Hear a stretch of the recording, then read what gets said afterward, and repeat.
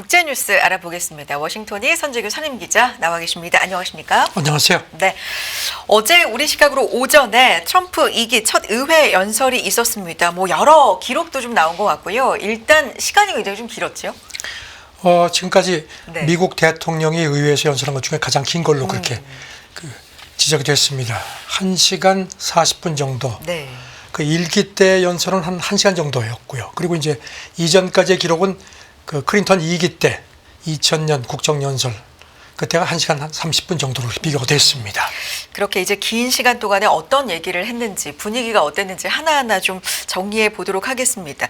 일단 뭐 관세 얘기 나올 것이다. 그리고 그동안에 한 달 좀 넘는 취임 후 기간 동안에 뭐 업적이라든지 뭐 이런 부분 강조할 것이다라는 예상들이 있었는데 어떤 얘기 나왔습니까?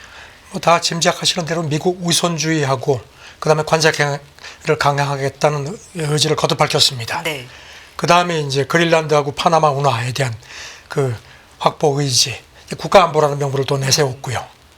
그리고 뭐 관세는 뭐 아시다시피 그 상호 관세는 예정대로 내달 2일 발효된다. 네. 그리고 미국에서 만드는 제품에는 관세가 없다는 점 했고, 오늘 새벽에 좀 전에 나왔지만 하지만 캐나다, 멕시코에서 만들어지는 자동차에 대해서는 네, 25% 관세를 한 달간 유예한다고 했고요. 네.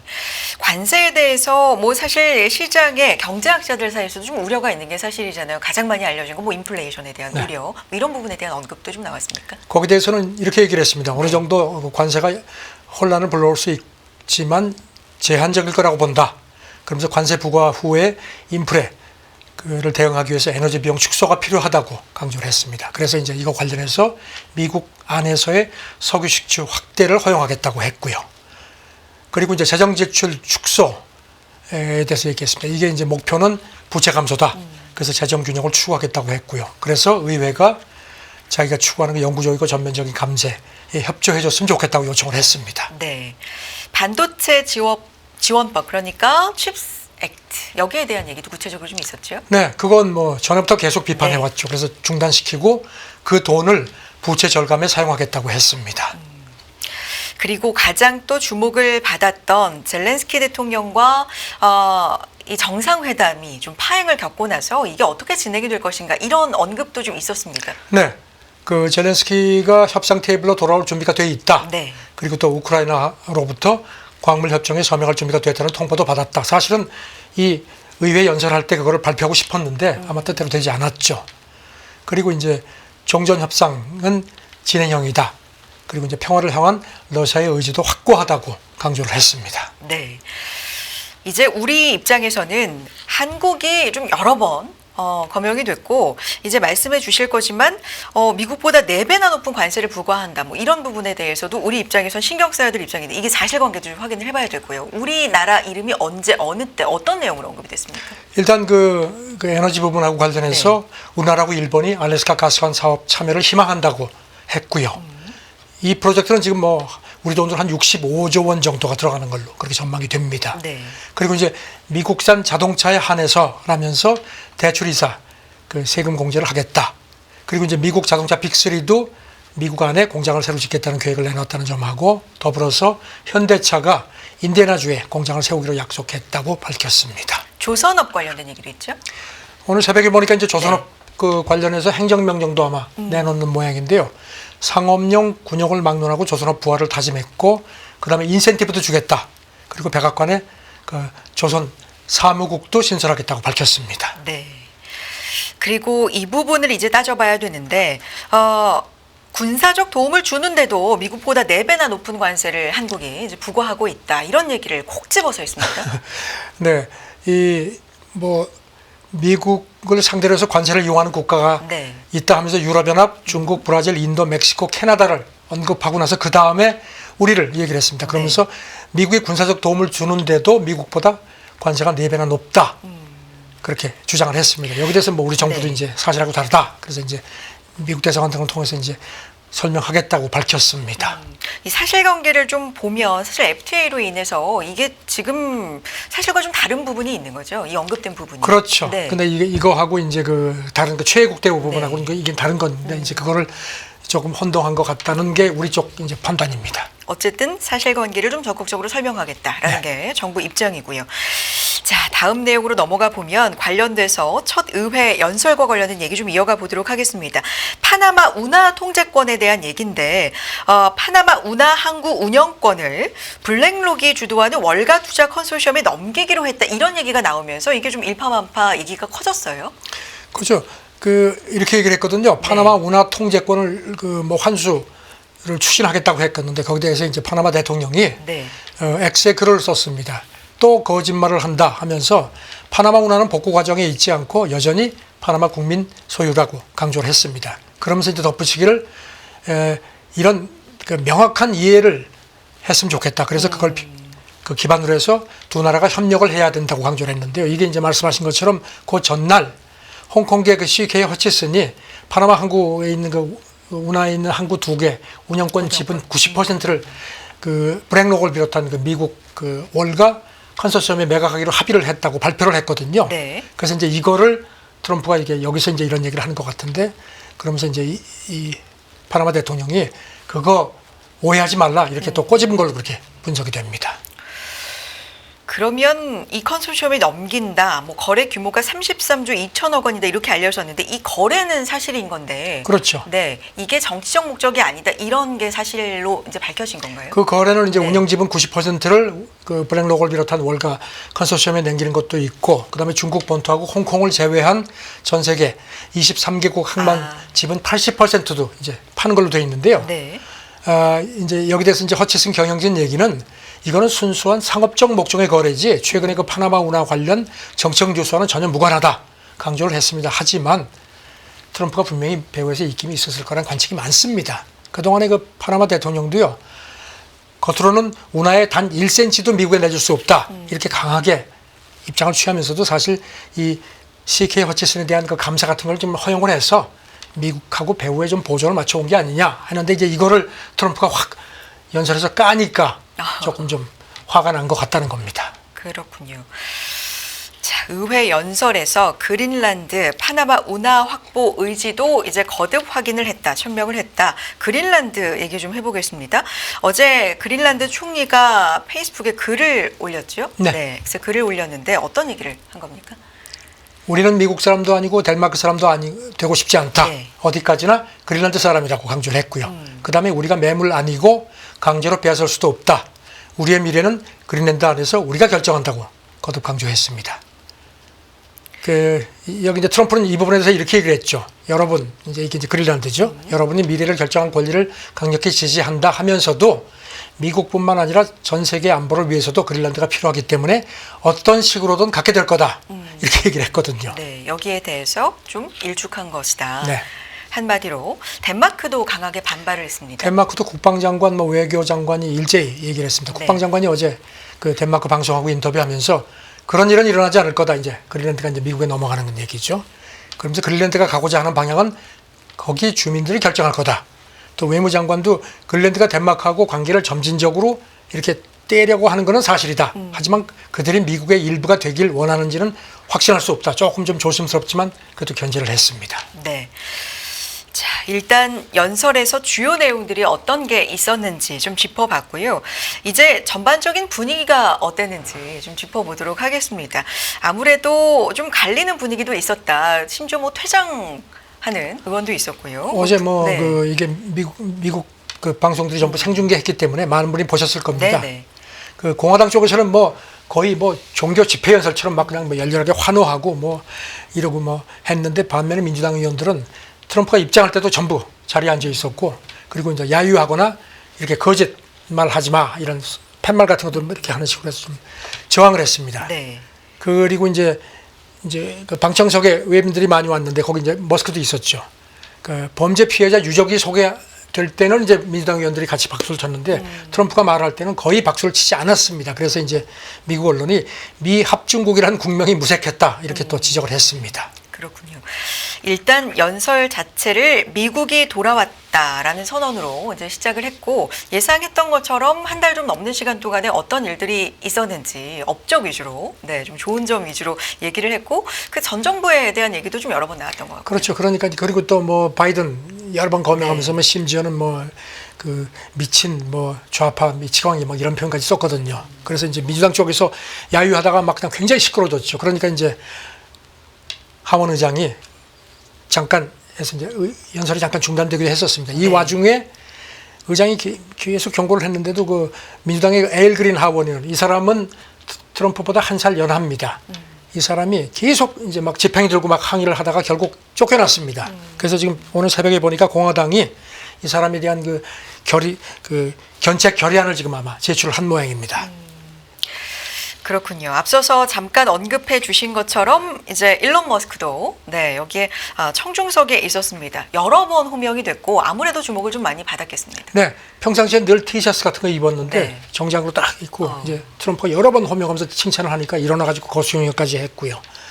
그런 상태인데 지금 뭐 그리고 이제 연설 끝나고 퇴장할 때 뭐 민주당 의원들은 뭐 그냥 다 빠져나갔는데 공화당 쪽에서는 이제 계속 기립해서 지난번 그 작년 7월에 그 암살 미수 있었을 때 그때 트럼프가 싸우자 했죠. 그래가지고 그게 이제 대표적인 슬로건이 됐는데 그걸 또 외치는 그런 아주 대조적인 모습을 보였습니다. 알겠습니다. 여기에 대해서 이제 전반적인 평가가 어떤지, 물론 뭐 정치 성향에 따라서 평가는 좀 갈릴 수도 있겠지만 대략적으로 나오고 있는 부분들, 특징적인 부분들을 정리해 주실까요? 그리고 이제 이 트럼프가 이제 연설장에 들어오면서 이제 맨 넥타이가 보라색이었습니다. 아시다시피 미국은 공화당은 붉은색, 민주당은 이제 파란색이니까 그 섞으면 이제 보라색이 되죠. 그러니까 이제 이게 미국 워싱턴 정가에서는 보라색 하면 이제 통합 메시지의 색깔인데 그렇게 됐는데 뭐 전혀 그런 게 없었다. 그래가지고 이제 폴리티코가 트럼프가 보라색 타이를 메고 의사당에 들어가서 명백한 정치적 통합을 시도했는데 초당적 협력은 거기까지만이었다. 이렇게 꼬집었습니다. 그리고 또 민주당 여성 의원들이 그 분홍색 자켓을 전부 입었고 어떤 의원은 여기다가 막 글씨까지 썼는데 그게 이제 반 트럼프 운동의 상징이란 지적도 나왔습니다.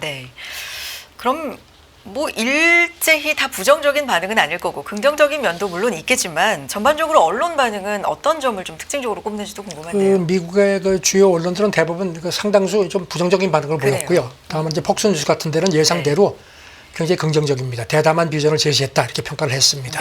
AP 같은 경우는 통합을 요청하는 시간이 되게 이제 대통령이 의회에 오면 이제 그렇게 얘기를 하는데 전혀 달랐다. 집요하게 당파적이었다고 했고요. CNN은 1시간 40분가량의 연설이 64년 이후에 가장 길었다 하면서 가장 당파적이고 가장 통합과 먼 연설이었다고 폭평을 했습니다. 출마를 더 이상 할 수 없는데도 뭐 영구적 선거 모드였다 이런 평도 있네요. 그렇죠. CNN이 그렇게 얘기를 했습니다. 이제 3번 이상 나갈 수 없는데 마치 다음번 선거를 의식한 것처럼 이렇게 평가를 했다는 그런 분석도 했고요. 워싱턴 포스트는 칼럼니스트들이 이렇게 좌담하는 형식으로 해서 이제 온라인 기사를 내보냈는데 매우 분열적인 연설이다. 하지만 정치적으로는 효과가 있었을지도 모르겠다. 이렇게 조금 좀 지적을 했고요.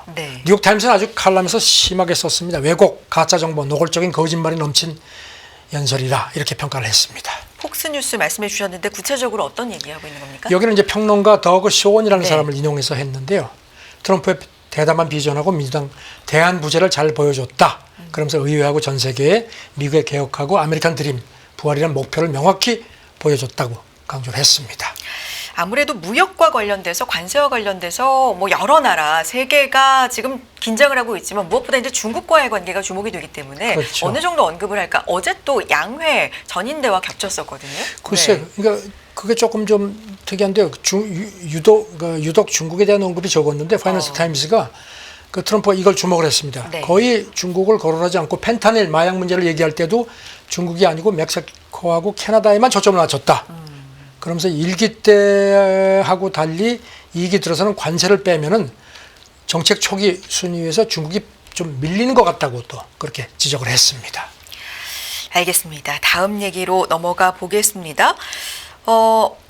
그제 미국의 상원 군사위 인사청문회가 있었는데요. 아시아판 나토와 관련된 질문이 나왔고요. 한미일 안보 협력에 대한 구체적인 내용들도 이제 대답으로 나올 수밖에 없는 상황이었는데 내용들 좀 정리해 주시죠. 엘브리지 콜비라는 미국 정책 담당 국방 차관 지명자입니다. 앞으로 이 사람 이름을 좀 기억해야 될 것 같습니다. 왜냐하면 이 사람이 1기 때 전략 담당 국방 부차관보를 지냈는데요. 아시다시피 지금 펜타곤이 장관도 그렇고 부장관 2인자도 그렇고 모두 그 장관은 폭스뉴스 앵커 출신, 그다음 이인자는 월가 출신이죠. 그러니까 국방 정책 분야의 그 경험들이 일치하기 때문에 네. 사실상 이 사람이 실제 정책 결정에서 상당히 입김을 행사할 거라는 분석입니다. 엘브리지 콜비. 그렇죠. 네. 근데 이 사람이 이제 그저께 상원 군사위 인사청문회에서 그 한미일 3국 안보 문제, 이게 이제 질문이 아시아판 나토에 대해서 어떻게 생각하냐 물으니까 이제 얘기를 하면서 지난 한 6개월 내지 8개월 사이에 한국 상황을 보면은 이게 계속 될 수 있을지가 분명치 않다. 이렇게 얘기를 했습니다. 그러면서 아시아판 나토에 대해서는 이론적으로는 반대하지 않지만 회의적이다. 왜냐하면은 영내에 어떤 다자 조직화가 여러 개가 있고, 그리고 인도, 일본, 호주 같은 들이 서로 위치도 다르고 또 처한 안보 상황도 다르기 때문에 이론적으로는 지지하지만 자기는 조금 회의적이다 이렇게 봤습니다. 대만에 대한 얘기도 나왔네요. 대만 얘기는 네. 사실 이게 굉장히 민감한데요. 거기에 대한 내 평가는 변함이 없다. 대만 함락은 미국의 재앙이 될 거다 하면서, 근데 이게 이제 포인트입니다. 내가 우려하는 건 군사적 균형이 약화됐다는 것이고 대만이 미국에 매우 중요하지만 실존적인 이해관계는 아니다. 이게 포인트 같습니다. 그렇게 아주 상당히 의미 있게 덧붙였습니다. 네. 그래서 대만 방위비가 GDP 대비해서 대충 한 10%는 돼야 자국 국방에 집중할 수 있을 것이다. 좀 구체적으로도 지금 예. 숫자를 제시를 한 거예요. 그렇죠. 네. 그렇게 얘기를 했습니다. 그래서 일본도 얘기를 네. 했습니다. 일본도 더 많은 일을 해야 한다 하면서. 근데 교도통신은 대만 방위가 지금 GDP의 2.45%인데 이게 한 10% 정도는 돼야 된다는 얘기를 했고요. 그리고 또 그 의회위원회에 앞서서 서면 답변을 낸 게 있는데요. 거기도 일본 방위 문제를 얘기를 했습니다. 일본 방위를 GDP의 3%로 높여야 된다고 얘기를 하면서 일본 방위력 강화 노력이 지금 이루어지고 있긴 한데 너무 느리고 그래서 더 빨리, 더 많이 늘릴 필요가 있다. 이렇게 강조를 했습니다. 네.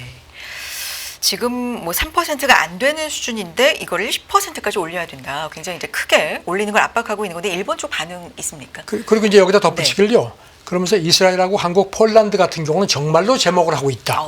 그러면서 이제 그런데 동맹의 다른 큰 경제국들은 그들의 목을 하지 않는다 또.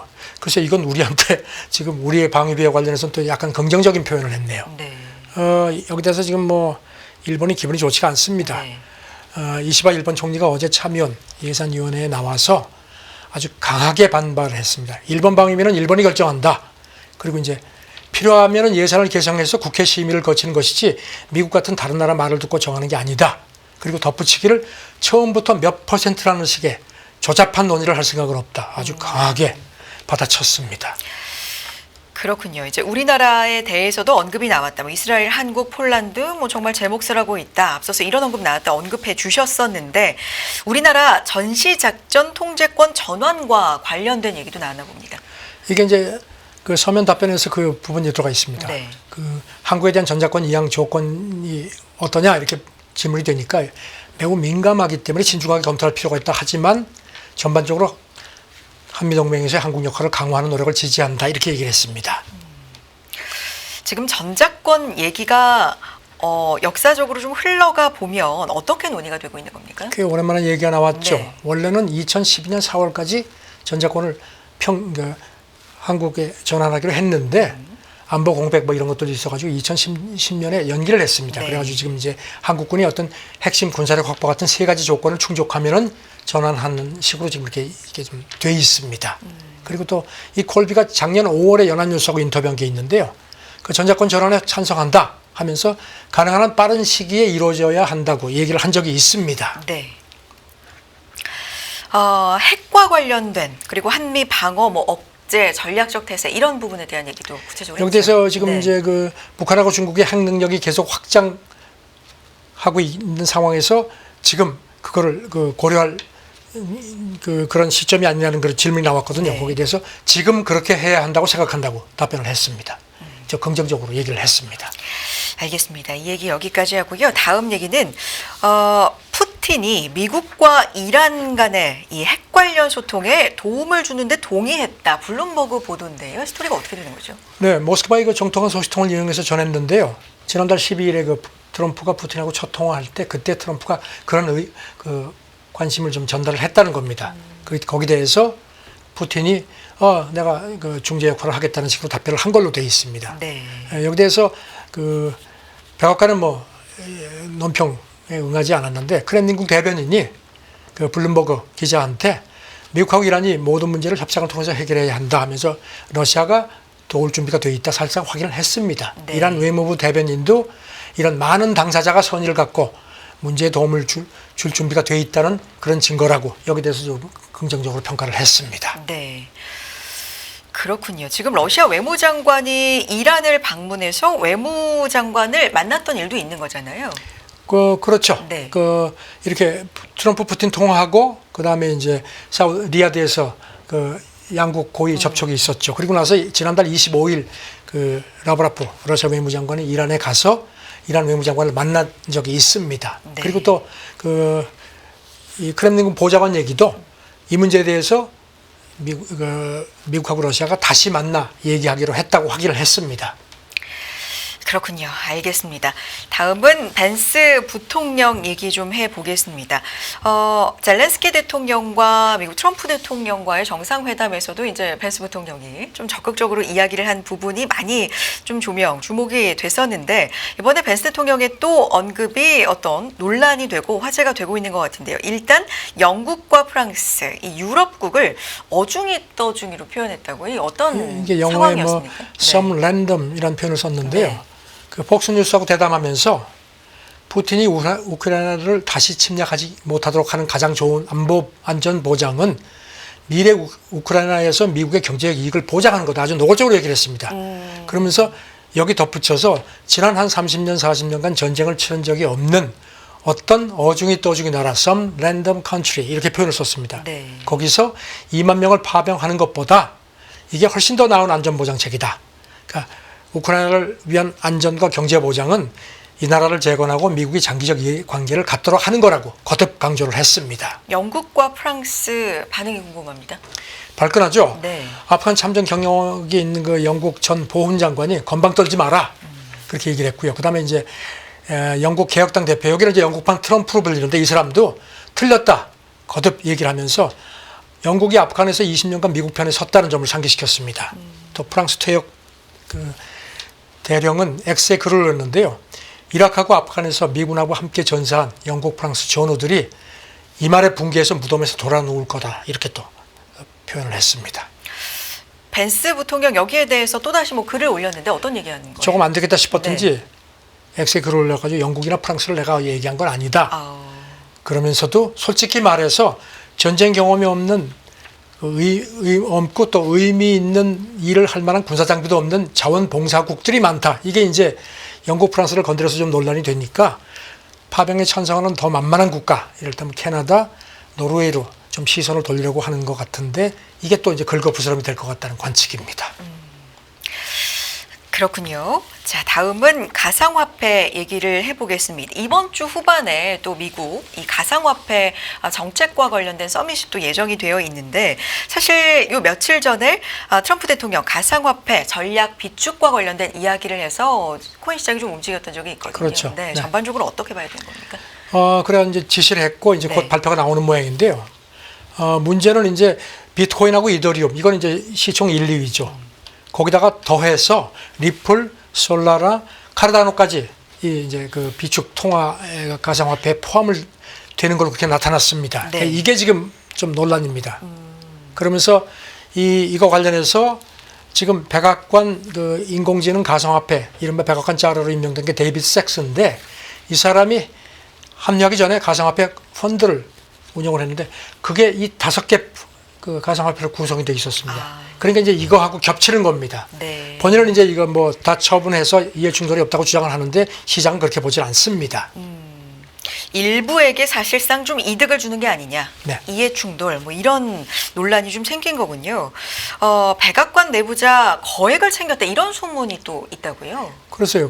네. 보면은 그 가상화폐 파생 상품 거래소가 이제 하이퍼 리퀴드인데 거기 보면은 최근에 큰 손이 비트코인하고 이더리움에 고별 배당을 해가지고 우리 돈으로 한 100억 원 이상을 챙긴 게 알려졌는데 이게 이제 업계에서는 백악관 내부자가 거래한 거 아니냐는 소문이 많습니다. 일단 소문이지만 어쨌든. 그리고 아시다시피 지금 트럼프 장남하고 차남도 네. 암호화폐 플랫폼 월드 리버티 파이낸셜에 지금 적을 두고 있죠. 그래서 지금 이 좀 계속 그 의혹이 가라앉지 않습니다. 지금 트루스 소셜 같은 경우도 운영업체가 그 가상화폐 쪽에 한 2억 5천만 달러, 우리 돈으로 한 3,650억 원 정도를 투자하겠다고 밝힌 상태입니다. 네. 그래서 업계 관계자 얘기는 가상화폐가 지금 뭐 많이 널리 이제 투자자들이 많지만 아직도 미국 내 극소수가 손을 대고 있기 때문에 이렇게 미국 대중들이 의심의 눈초리를 보낼 수밖에 없는 거 아니냐 이렇게 또 지적을 했습니다. 그렇군요. 자, 다음 얘기 넘어가 봅니다. 미국의 대표적인 에너지 회사죠. 엑손모빌 이 시추 시설이 있는 곳인데 이 가이아나 해저 유전지대를 베네수엘라 해안경비대 선박이 침범했다. 뭐 이런 얘기가 있는데요. 어떤 스토리죠? 그러지 않아도 베네수엘라하고 가이아나 간에 영유권 분쟁이 심각했는데 여기 지금 뭐 석유 뭐 이런 그 광물 자원이 많이 인 걸로 추정이 되거든요. 그러니까 이제 베네수엘라가 자꾸 손을 댑니다. 네. 그러니까 이제 이제 여기 대해서 이제 가이아나도 발끈하고 또 미국이 가만히 있지 않습니다. 그래가지고 미국에서 이제 경고하고 뭐 제지하겠다고 하는데 지금 여기 그 2015년에 해저 유전이 이제 발견이 됐고요. 에세퀴보라는 지역인데요. 우리 한반도하고 비슷한 크기 정도에 이게 이제 가이아나 총면적의 한 3분의 1을 차지합니다. 그래서 2015년에 첫 발견돼서 엑소모빌 같은 데가 지금 들어가서 탐사 장비가 있습니다. 네.